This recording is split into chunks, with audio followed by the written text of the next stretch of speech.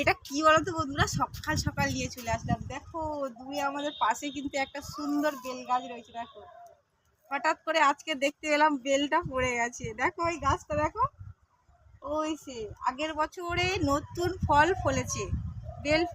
আর আমাদের তো সামনে শিব পুজো আসছে, জানি সেই সময় বেলকটা পুড়ে মানে আমরা ঠাকুরকে দেবো, শিব ঠাকুরে। আমার বাড়িতে শিব দুর্গা রয়েছে, তার আগেই একটা পড়ে গেছে। বেলের সাইজটা দেখো কত সুন্দর। বেলটা পড়ার কারণও রয়েছে, পৌষ সংক্রান্তি চলে গেছে আর অলরেডি আমি দেখতে পাচ্ছ তোমরা, আমি কিন্তু এখানটায় কালকে কি পিঠে করেছি কাজের মধ্যে তোমাদেরকে দেখাতে পারবো। চলো আজকে না তোমাদেরকে দেখাবো যে আমি কালকে কি পিঠে তৈরি হয়েছে। সুন্দর করে একটা থালার মধ্যে নিয়ে চলে এসেছি। কোথায় জানো? ছাদের নিচে। একদম তাঁত, একদম তাঁত নেই, কোনো বাড়িতে তাঁত নেই। আর এখানটা দেখো ছাদের উপরে যে কত সুন্দর কত সুন্দর লাগছে দেখো।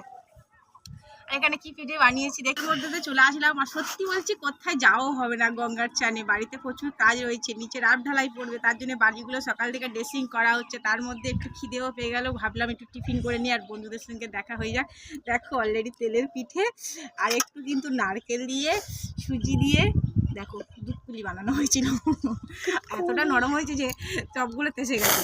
আর এখানে রসবড়াও বানানো হয়েছে। এক গ্লাস জল নিয়ে চলে এসেছি, যেহেতু ছাদের ওপরে তো আবার নিচে যেতে হবে। তা চলো বন্ধুরা, তোমাদের বন্ধুরা কালকে কি কি পিঠে সবাই বানিয়েছো প্লিজ একটু কমেন্ট করে জানাও। আমরা কি বানিয়েছি এটা তো দেখালাম। তা যাই হোক,